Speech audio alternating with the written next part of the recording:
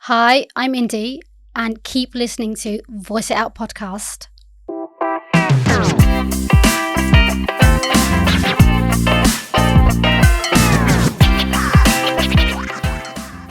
Hello, everyone. Hi, Amrita. Hi, Shyama. How's it going? It's all right. It's going pretty well. You know, I'm all in pink. I'm pinked out, and I'm loving your love jumper. I have to admit, it's a love jumper. Love. Love. Love. He only says it once. Yes, but I love the love. Oh, I get it. Another wicked guest today. Oh my god, I haven't heard the word wicked like that in so long. Can you tell she's from Croydon? Mate, you can take the girl out of Croydon, you can't take the Croydon out of the girl. I'm telling you that now. But we have Indy Sira, such a fabulous name. She's the founder of Voices of Colour.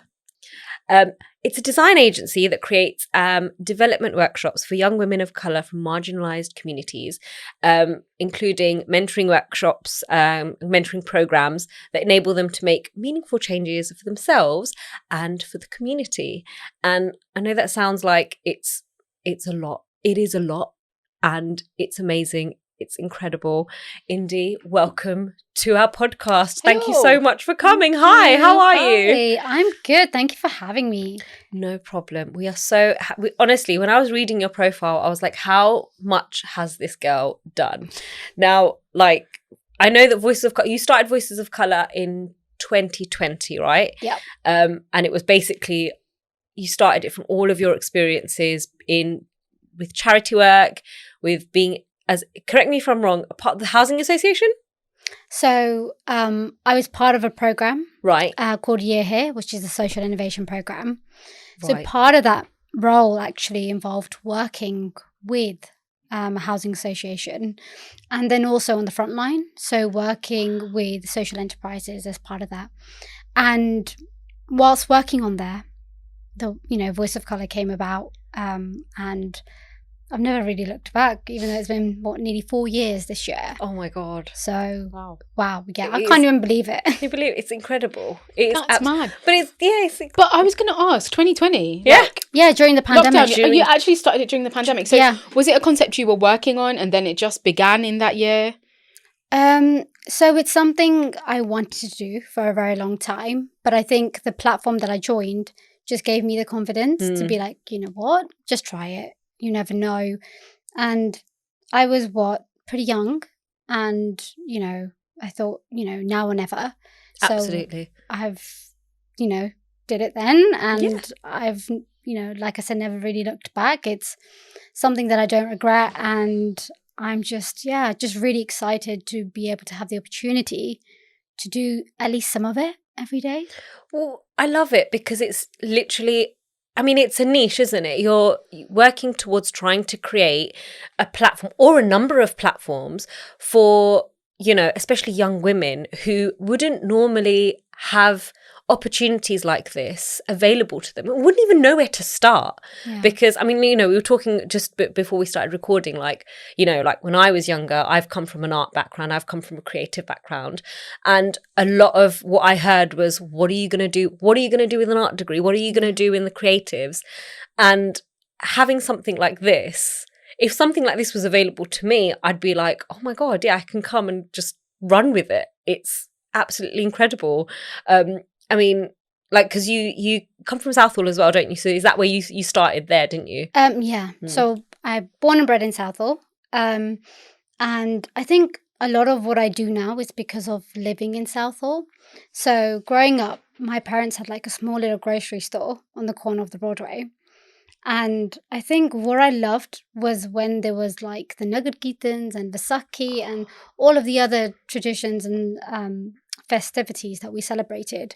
It was when the community all came together from different backgrounds, and it was just celebrating that. And for me, that community element stayed with me, and I think it is what really made me want to do the work that I do today.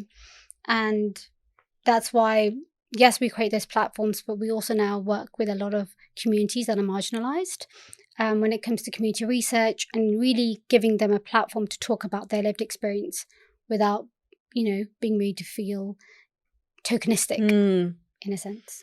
That is actually amazing, pretty amazing. But I was going to ask you, aside from, you know, all the things that you get in Southall and the community get-togethers and stuff like that, what made you as a person have that strong sense of community which led to this work? Yeah, I think so. I was really close growing up. I was really close to my auntie, and she just loved supporting and helping the community. And I was this small little girl, and I used to follow her everywhere. Aww, And she used to take me with her whilst she's doing all this work. And I think just growing up, looking at her do that, really inspired me. And was like, I want to do that, and I want to do that one day. But I think growing up, it was like, but how do I make this real? How do I make this?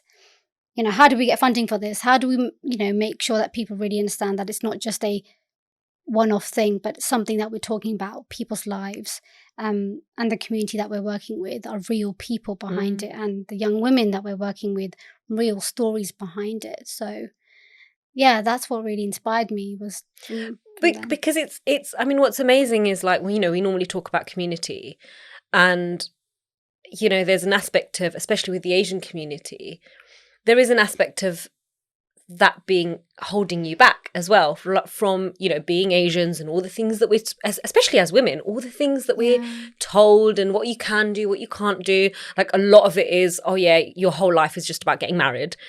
And what's great is the fact that here you are, a little girl who hasn't had any of that, who has her own role model since she was little, who is going out and doing all these things. And now you are that person for all these other women that you're leading. And I think it's absolutely great. But how did you know that, okay, you knew from a young age that you wanted to do something with your community, but what was that click of, oh, I want to be a leader for young women who don't have accessibility to these things? What was that journey like? I think for me growing up, you know, yes, you know, I also had privileges and all that sort, and I really understand that. But I felt really lost at times. I wanted to do this, but I was scared it might be seen as something that's not respected or is just not going to be accepted. So I think I had my own journey of, in a sense, trying to find what I wanted to do and being too scared about what other people would think in that sense. And so it was just understanding that I got to a point in my life where I was like, I'm just going to do what makes me happy. And it doesn't matter where that leads me.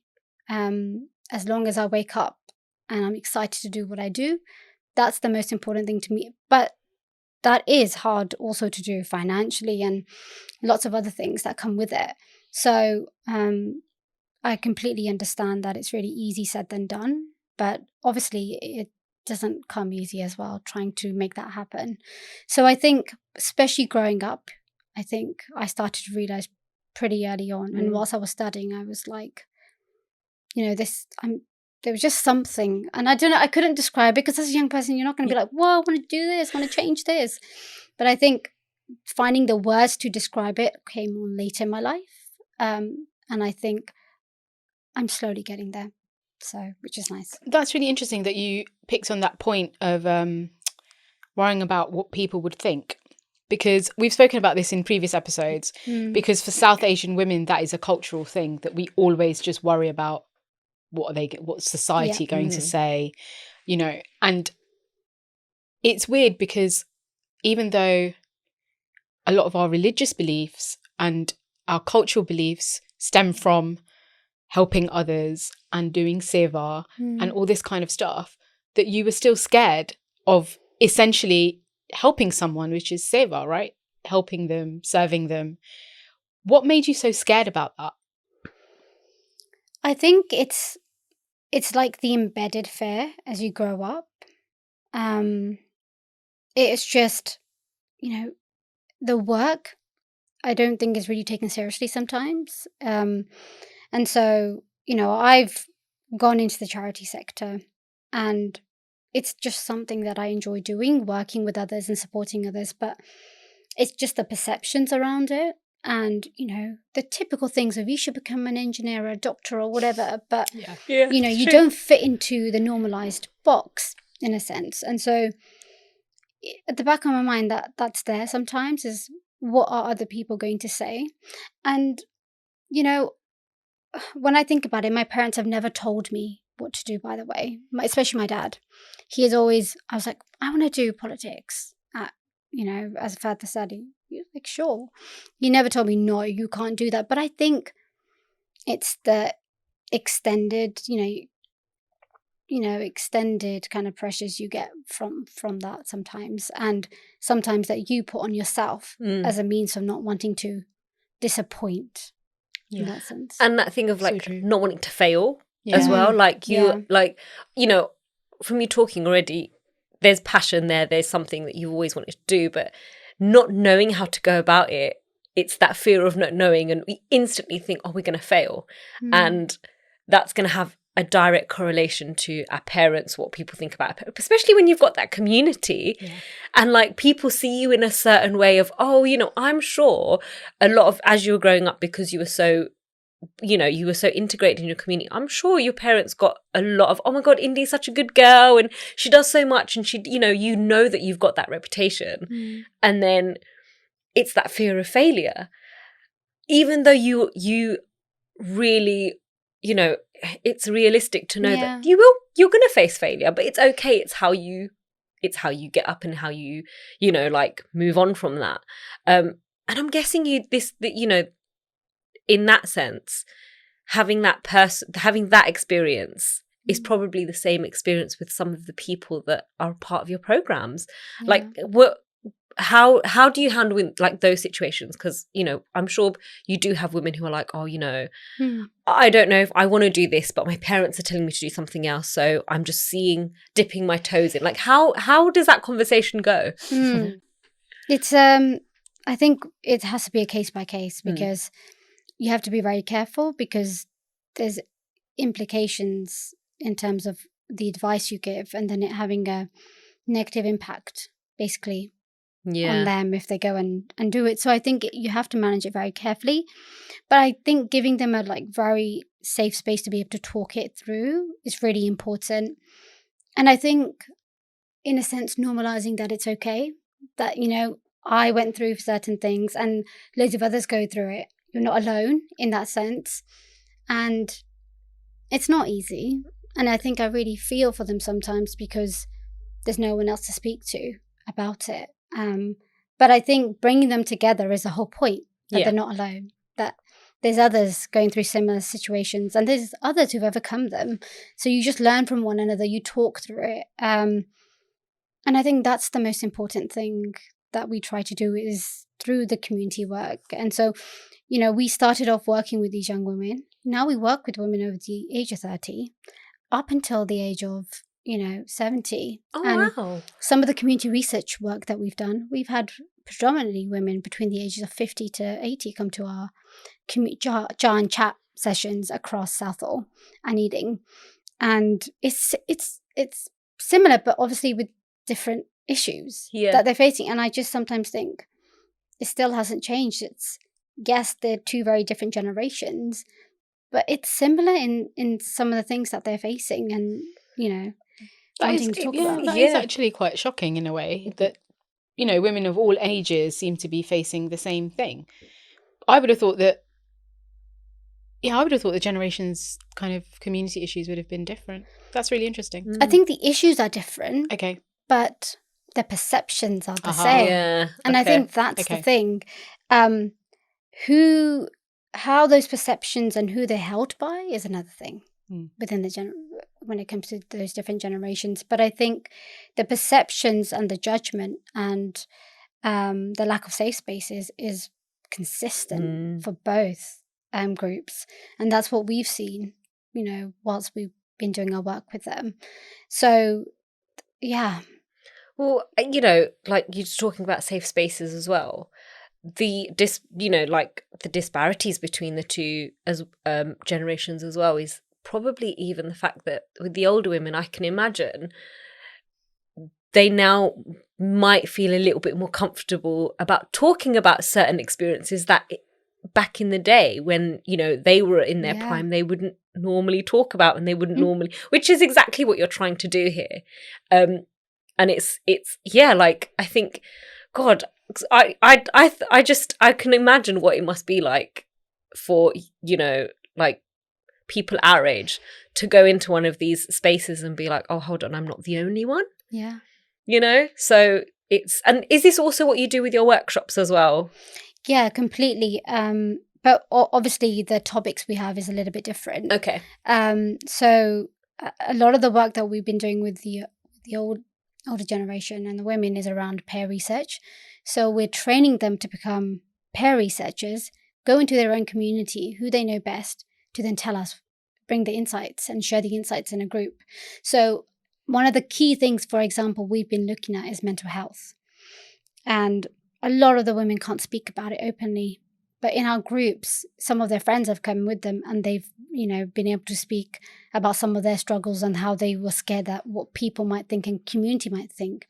Even when it's, for example, with the cost of living crisis right now, you're not being able to, use your electricity, or being scared about certain things and being judged by the community. It's a real thing. And, they've slowly been able to talk about it in a safe space where they don't feel judged.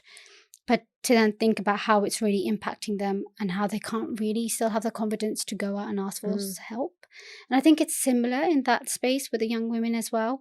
It's those spaces, and mental health is one of the topics, but there's various other things that come up when it comes to discrimination, when it comes to just not being able to navigate or see themselves represented within certain spaces such as school. And even thinking about their future when it comes to their career, not feeling like they would fit into that certain role. So I think similarities are there, but yeah, obviously where they're at within their life is different. I mean, there's so much. It's a lot. It's so funny because I was actually going to ask that question, that has there been like an incident, not that you could share individual kind of cases, but just has there been something that you've noticed that people do find it difficult talking about it, whatever subject it is, and then they come to this group and they just feel seen and heard? And you've said that is mental health primarily, right?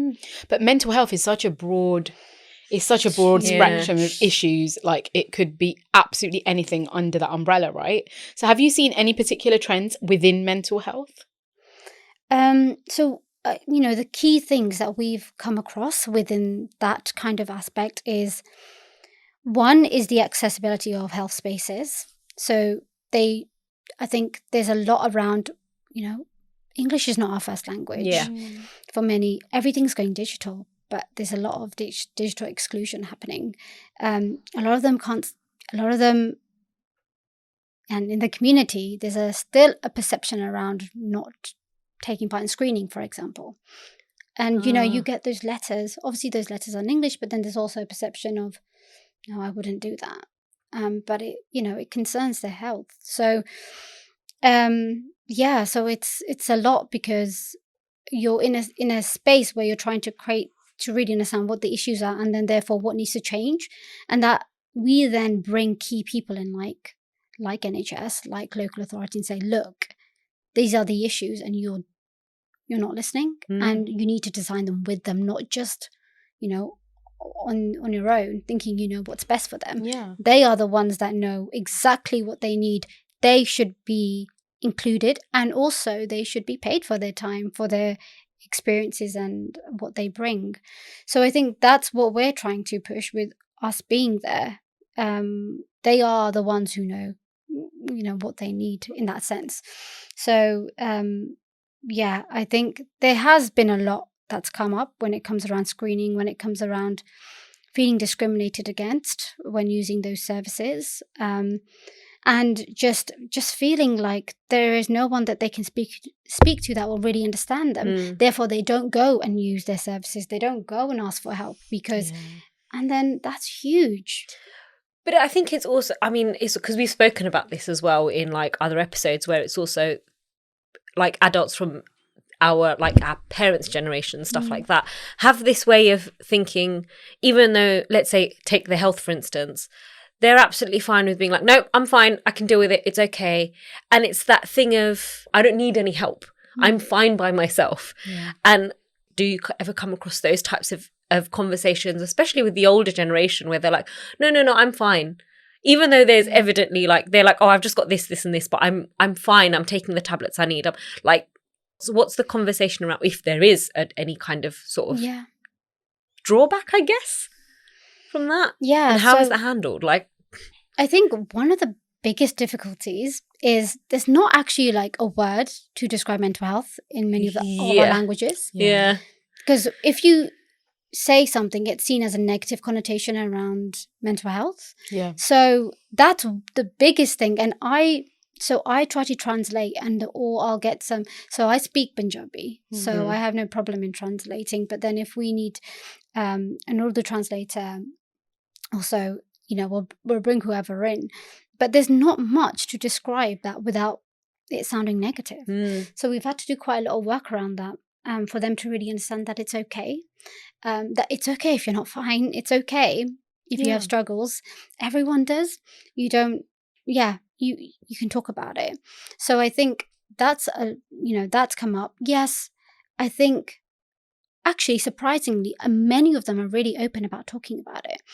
And I think once they, for some women, once they've got older, for them, they've started to realize they didn't prioritize themselves, but they couldn't within the culture. They couldn't because they had so many other things and were told, this is your priority, not taking care of yourself. And I think many of them have come to the realization after all these years that, I want to do something for myself and I want to be able to take care of myself and understand myself. So it's just been nice. That is actually the reason me and Shyama are smiling at each other is because one of our very initial episodes in season 1 was about why do women feel guilty prioritizing themselves. So it's so interesting. And it's come full circle. Exactly. And plus, I think it's quite sad, really. Yeah. That it comes to a woman of that age for them to realise that, hold on, all this time I've been putting everyone else before myself. Yeah. Well, I said it in the episode, like, my mum, for instance, because they're all a part of the same generation where they've just been told, because that is what is told to us. Oh, you get married and all your life is set. Make sure your husband's all right. Make sure your in-laws are all right. That's all we're getting told. That's what they were getting told because that's what they know. And like, and I in that episode, I do talk about how like it took so much from my mum to just go to a yoga class because she's like, I don't have time for it. We're like, of course you do. You do have time for it. You can figure it out. Like, it's absolutely okay. Even if it is that one class that you do for yourself every week. And I mean, now she's been doing it for years, but I remember the initial kind of, because it was unknown, they don't know any different. Yeah. And it's that realization of, oh, hold on. Yes, I can. Because nobody has told them that before. But it's not even, I don't even think it's that they need to be told. I think it's just the way that generation's mindset is. And also, it's not a concept that they're familiar with. Like, it's like my cousin said the other day, they've got a 3-year-old. And he said to me, in our parents' generation, he goes, when would my dad have told my mum, you go shopping for a couple of hours, just get a bit of a break, have some me time? I say that to my wife pretty much every week and she does it. So I think it's a difference between even like a husband saying to a wife, do it, and her saying, no, I don't have time, when you have to make time as well. Yeah. But also, like he's quite happy to look after their child. Like there's no issue about it. And I think in a certain generation, my parents' generation, for example, that is completely unheard of, that the father would look after the children. Like it's just one of those things. But it's almost as though, because I know some, like my cousins, for instance, where the girls have kind of gone and done their own thing, and all the adults are like, "What happened? What about the baby? What about the baby?" And it's like, the baby has a father. Yeah, like it's and so they're weird. so kind of like, do they know how to look up? Do they know how to? I was like, are you saying that half of that child's parent is incompetent of being their parent? So definitely, Honestly. it's not normalised. No, it's not. At Absolutely all. not. And it's in the language, it's in the body language. Yeah. It's in everything. So what do? You just give in, and it's like survival, really. Yeah. Is what I've also seen growing up. Yeah. Absolutely, because this is it. Without the and I'm going to say it, without your programs that the programs that you set up, the meetings that you set up, your like, what is it, Giant Chat? I love that. Yeah. Giant Yeah, Chat. I love that Like name. without those avenues, a lot of these women would just probably just be sitting in silence constantly and not actually realize, oh, hold on, I've got somebody else who actually thinks the same way as I do or has gone through something similar. It's okay for me to feel like this and be like this. And, you know, it's sort of like how have you seen women who have come at the beginning, from when they first started to like having come however long they come, like, yeah, what are the changes that you've seen that are the most surprising, or something that just keeps you going? Yeah, so I think the biggest indicator is they don't want to stop talking. And I think that's great. Yeah, that is a really big positive. I think that's great. I was Yeah. like, keep on, you know, that's why I always had extra time. And I just don't tell them. I was like, just keep talking, it's fine. So I think that's the biggest thing, is like they have the confidence now to be able to talk about it, with even within their group is a huge thing, rather than keeping it to themselves. They've made different lifestyle choices, like consciously. So I'll go for a walk, or I'll do something for myself. Okay. Actually, you know what? I'll try something new that I wouldn't have otherwise. So all of those things, which is amazing to see. And I think the most important thing is it makes them think differently, and also hopefully makes it seem okay that they can go and ask for support. But I think our whole work is to also realize that some of the mental health support out there currently is just not tailored to women from you know, ethnic backgrounds at all. So, and it's really Yeah. needed. yeah, I think it's really needed, like now more than ever. So how do you tackle that though, if it's Yeah. not tailored to that specific yeah, ethnic there's group? so much. That's like the boundaries that you face as an organization, or maybe as someone who's trying to be the vessel in a way. How do you overcome if you find a real genuine issue that isn't being addressed and cannot be addressed in a way by any authority or whatever it is? Yeah, so I think the whole point for us is to then bring the right people within the space to make sure that there's something being done about it. So the first space is to be able to really listen and give them the space to share. Then the second aspect is really bring in the people that can actually make the change. So, you know, change the local policy, change the way that things are designed. And so we've been doing a bit of this work within Southall as part of some funding we got. It's called the Living Roots Project. And so as part of that, we had Ealing Council as well as NHS and also grassroots communities come together and work together on it. So, but it's hard work. That doesn't mean change will not happen just like that. I've realized that. And it's, you know, we also have to take the role of like community organizing, like having to demand that change and to listen. So it's not easy, because also you give that sense of hope, and you have to be so careful as to how you manage that, because a lot of them have come up with their stories and then told me, you know, before I even leave, can I have a chat with you? And it's heartbreaking to hear some of the stuff that they're going through. And honestly, How do you personally manage that? Because it must be quite overwhelming to like listen to all these stories and not take in all of that personally, and not be like, oh my, like not put yourself in that kind of. Because I was going to ask that actually, because, you know, there is obviously you can get trauma from listening to someone who's been through trauma. So it was exactly the same question that I was going to ask actually. How do you deal with that personally? Yeah, no, it is difficult, because you go away thinking, oh my gosh, they've got this hope and and I've got this responsibility. But I think it's really important. I try to make some time to really just write everything down. I have to. That's how I get things out my head and onto paper and really understand what to do next. And I just think the whole point is, I said to myself, I'll always be honest. So if it's slow, it's slow, and I need to be able to communicate that with the community. So it's just, how do you create a space of honesty and accountability as part of that work? That helps me also make sure that we're on track to do what we said we would do as an organization, but just as a community as well. and especially working in Southall is so close to home. So it's just, it adds that extra. That's extra. You've got that Yeah. support as well, that you're not dealing with it by yourself as well, because I think that helps. Because if you had to take that on by yourself, There was probably a bit where you had to, God, though, yeah. isn't it? Maybe when There you were is, first starting. yeah, there is, but I think I've slowly learned how to deal with it. But it'll always be hard, I Yeah. feel, because they're real lives at the end of the day, and they deserve so much more. Like, honestly, there's just so many things when you're living in a failed system sometimes. And I think we just need to go back to basics. It's all about community for me at the end of the day, and it always has been. And I think once that's forgotten, then you see the impact that has in addressing like massive issues. absolutely. So, yeah. So how do you do, like, so you said you write things down. What are the other things you do in order to keep your mental health intact? Because you are working day in, day out with this kind of, heartbreaking stories, people who genuinely need help.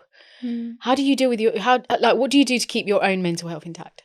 Yeah, no, the one thing that I'm really grateful for is I've got a massive extended family. So, and they all live on one space.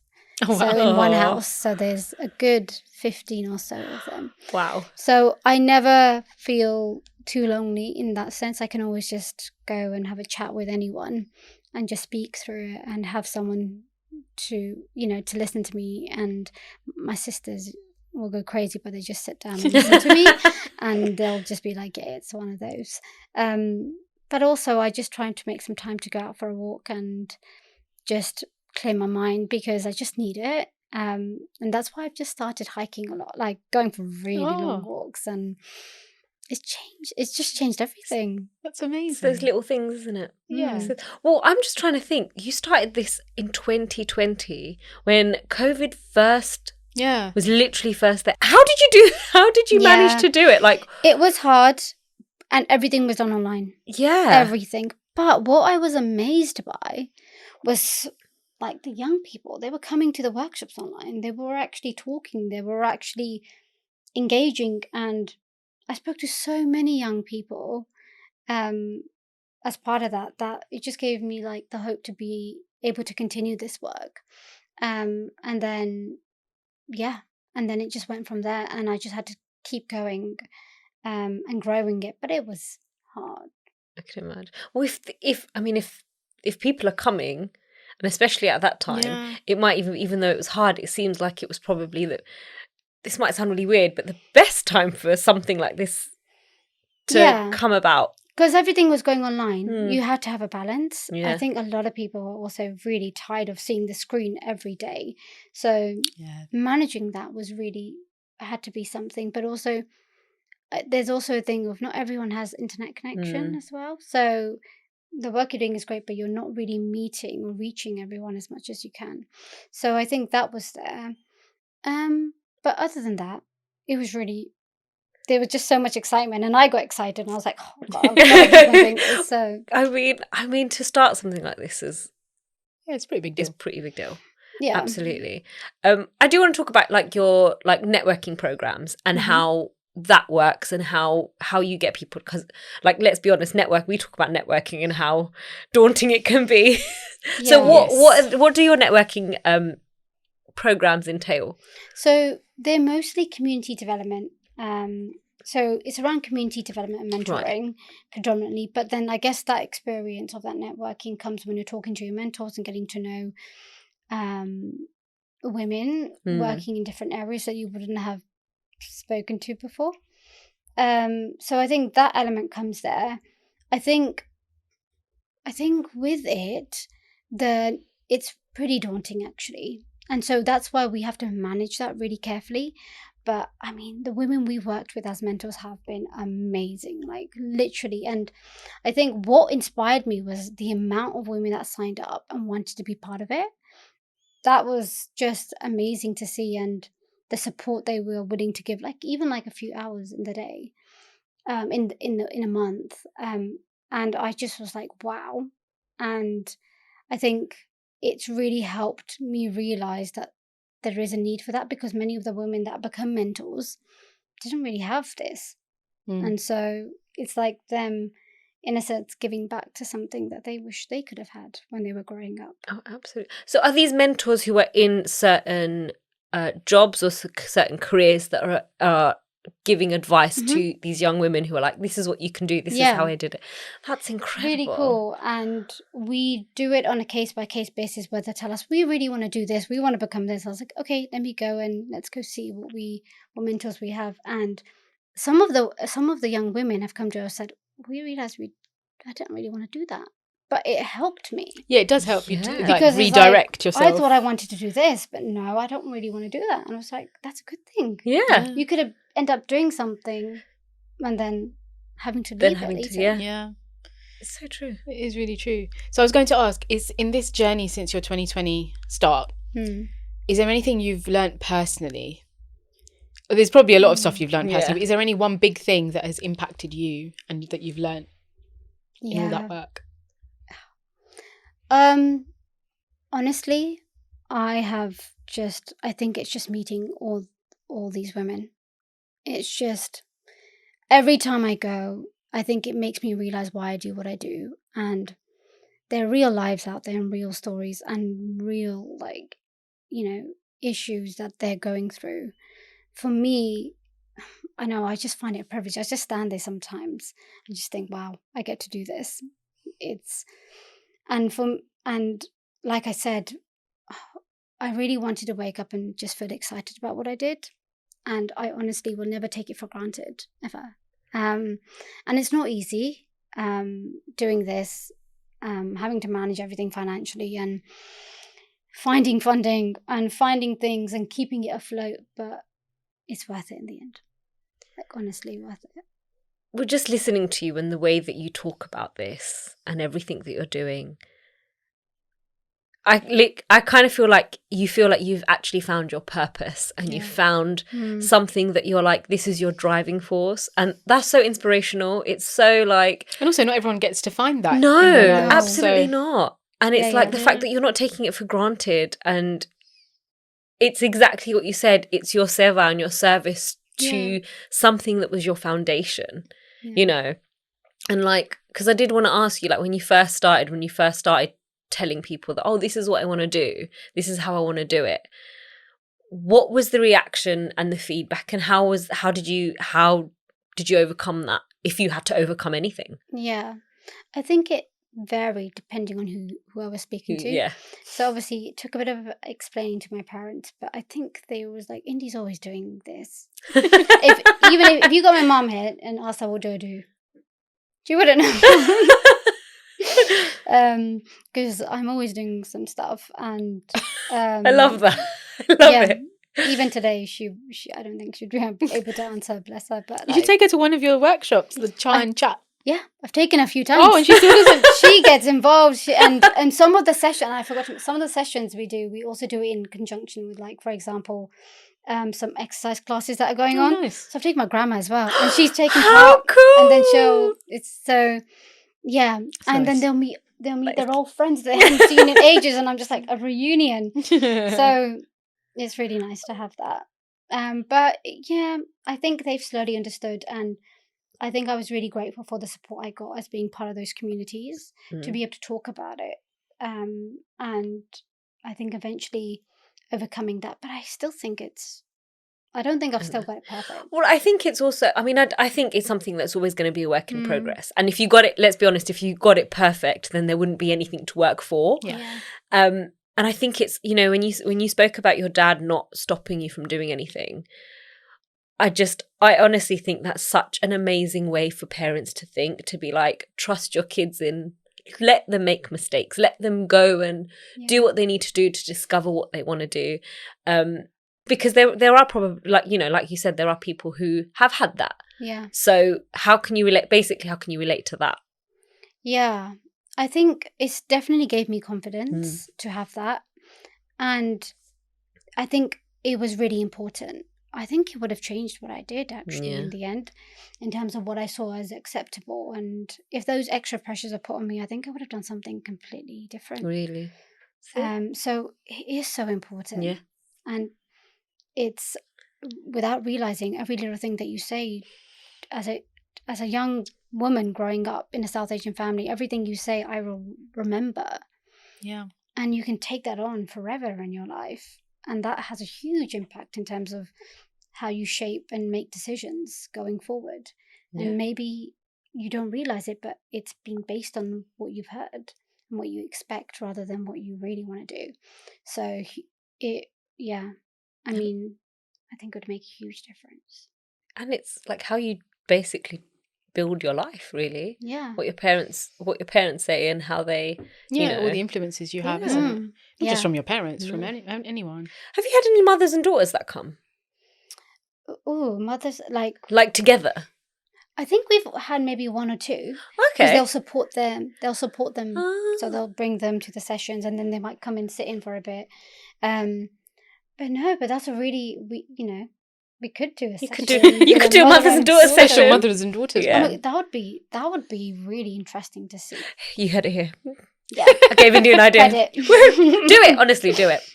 Because the thing is, I think, you just saying that you took your mom and your grandma as well, and it's like, even doing something like that, opening up that conversation of something to be in the house, and because talking about like mental health, like you said, it's a taboo in an Asian. It still is stigma. I know quite a few people who go to therapy, but they haven't told their parents about it because they're like, I can't tell my mom and dad that I'm going to therapy. I think there is still a lack of understanding of those kind of things in the Asian community. I feel like it is genuinely people just don't or that certain generations just don't understand mental health. They just don't have awareness, and no matter how much you explain it, because their mindset is obviously different from when they've grown up. I don't think most people are not going to get to a level where they actually understand that. Well, I think in our generation, I think there's a lot of, and I think especially for Asian women, I talk a lot about unlearning the things that I thought, hold on, I can't do, and I can't, when really I can. I say I'm an adult now, I can do whatever I want. So really, Shyama? Yeah, but you're not made to feel like one. But this is exactly it. It's always because it's sort of like, oh, hold on, why do I think a certain way? Why am I confident in this aspect, but I'm not confident in that aspect? And it's simply because of what I was told and the way that, what my mum was confident in and what my dad wasn't confident in. And I remember I used to be scared of dogs. And I just still scared of didn't dogs. know where that came from. Yeah. And I realised, and it wasn't until I had a friend, one of my really good friends, who loved dogs, and she's like, you have she goes, it's irrational. Just she goes, I'm going to let you she goes, I will introduce you to a few dogs, and some of her friends had a few dogs. Once she came to my uncle's shop and a guy with a dog came in, and she's like, okay, and she told me, she's like, just do this, just do that. And now I'm fine with dogs, but I realised the reason why I was scared of dogs is because my mum was scared of dogs. And nothing, it was, I know it's a really small aspect, but it's kind of that whole thing of like, what have I taught and what do I, I need to unlearn? What is my own thing and what is something that my mum's told me or my dad's told me? Yeah. But my irrational fear of dogs is not because of my mum. It was because my dad's family friend, they had a dog, really tiny. I don't even know what dog it was. It was very, very small. And when I was younger, I used to play with it. And then one random day, we were at their house.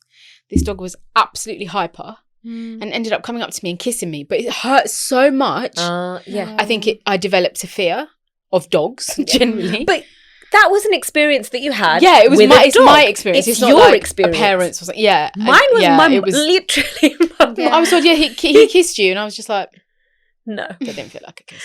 Yeah, but this is exactly it. It was just, was so bizarre. Whereas my dad loves dogs. He absolutely loves them. But because my mum was scared of them and my grandparents were like, we're not having pets in the house. Oh, yeah. No pets in the house. Yeah. Maybe you can even do bring your pets. Oh my God, there's so many ideas. There's loads. You could do so much. I'm sure you could brainstorm with just Shyama. I don't mind brainstorming. I don't know what I'd do. That daughter and mother idea is great though. Do it. Take it. It's yours. Thank you. It's absolutely yours. So you're in Southall and you're in Ealing and you're going to be in Greenwich as well. Or you're in Greenwich. So we were just doing some other community research work in Greenwich. We literally just brought together so many different organizations, grassroots communities together to talk about things that need to change when it comes to community spaces, leisure centres, parks, health services, lots of stuff. Lots of things. So what kind of changes do you mean? So, okay. So not every community centre is accessible. Yeah. Not every community is going to feel like I can go in there and use the services, or I should go in there and use the services. We need to understand, why is there a lack of use of community services, community spaces? A lot of people think community centres are used for a certain thing, and we're not meant to go in them, but they're for the community. So why are those spaces not being used, and therefore then not being closed down in a sense? And then it's really important for our community, especially during like struggles like the cost of living crisis. There's parks and spaces that are not being used or not completely always safe. So it's all of that, and that impacts how you live. Like when you wake up and when you want to go somewhere, but you can't because you feel like I can't use that space. Or just that things need to improve when it comes to services, especially when you're talking to people from different cultural backgrounds. There is a lack of understanding of their needs, and it's like so evident in the services. So all of that. So I was going to ask you, this might be unrelated to that work, but it just came into my head that, we've had we had a podcast on this about news stories in the media to do with female violence, such as Sarah Everard, Ani Divani, like I know that was in South Africa, but like the really high profile cases. Has any of that kind of stuff come up in terms of Sarah Everard? The only reason I say that is because you mentioned parks, and obviously she was out walking home. Has anything like that come about where communities like maybe don't feel safe in those spaces, and that's why they're not used? I think especially after a certain amount of time. Yeah. Like you're not going to walk on your own, especially, as a woman. I think there's so much around just not feeling safe, but then there not being enough streetlights, there not being enough support. Exactly. So there's all these things that actually make a huge, huge difference. That then we, work with others to hopefully be able to change. And that's why we work quite a lot with local authority, so council and stuff like that. Well, I think it's also the whole thinking about building the communities together and bringing people together, because Sarah Everard she wasn't very far from her house, was she? I think she was, but she was walking through the park, isn't it? I don't think it was well lit then. I think they. But this is exactly it. After. It's like if you even if you are like where you live or in another kind of like area. Where you've got a much better community service where people do come together, it's probably more likely for that to be a much more safer space than completely. not.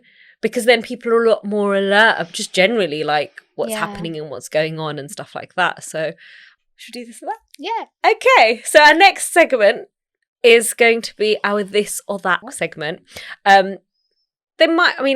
Amrita's going to ask you 3. I'm going to ask you 3 questions. It's just quick fire, Yeah, you can explain them if you want to, the choices. They're not all related to what you do. And if you want to give us some this or that questions, that's absolutely fine. Do you want to go first? I don't mind. Go on, you go first. Okay, cool. Planning it or winging it? Planning it. Always. I like that. Yeah. Always. Street food or fine dining? Street food. Love every it. day. Well, the fact that Southall. Yeah. I was just thinking street food, and I associate it in my head with Southall. So yeah, I get that. Inspiring change or being the change? Inspiring change. Because others are amazing. So yeah. I think you're being the change as well, though. That's what I was just thinking that, but then change. But it's that thing, isn't it? We're never gonna. It's that kind of. It goes hand in hand. Yeah, exactly. Absolutely. Sunrise or sunset? Oh, sunset. I wouldn't be awake for sunrise. Same. Team night owl. Same. Yeah, like completely. I love that. That's brilliant. Okay, so my last one is fortune or fame? fortune. Good choice. Yeah. Okay, this is in networking.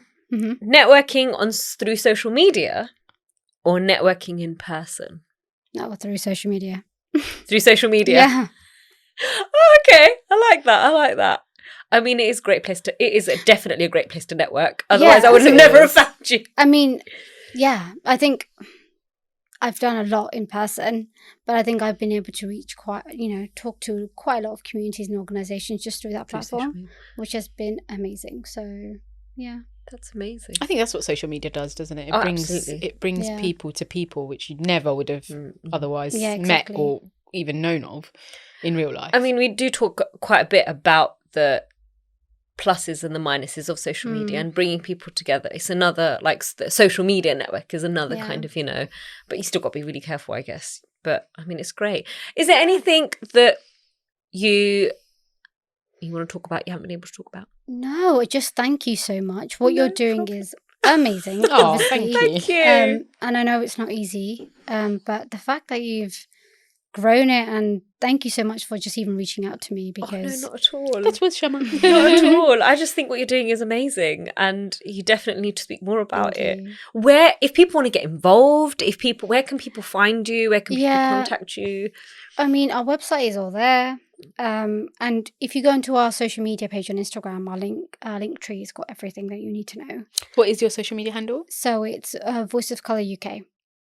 There you go. There you go. Because the other one was taken. Damn it. So Voices of Colour UK. Voices of Colour UK. Amazing. Go and give it a follow and get involved. It's all very, very graphical, it's fun. It's a very, very fun profile, I have to say. But yeah, definitely get involved, definitely contact the team, and, just be the change. Be the change. Yeah, absolutely. We have to thank DJ Shy Guy for doing a lovely jingle for us. Thank you very much. Yes. And you can find us on all socials on @VoiceItOutPodcast, on TikTok, on Instagram. You can email us at voiceitoutpodcast@gmail.com. And give us a 5-star rating on whatever platform you're listening to us. We're on YouTube. Watching. We're on YouTube. We're on watching. YouTube. I always forget YouTube. Yes, I know. Because it's only come about in the second season. I know, and but we're only about 10 episodes in. Only? And I always forget. But yes, please, 5-star rating only, okay? Yep. And so we are on YouTube. If you just search our whole podcast name, or it's Voice It Out Podcast with S and A. If you can't remember what our names are. I can't remember what it is. Shyama and Amrita. But anyway, thank you very much for listening. Thank you, Indy, for being here. Thank you so much. Thank you so much. And we don't want to keep it in. We want to voice it out. Bye.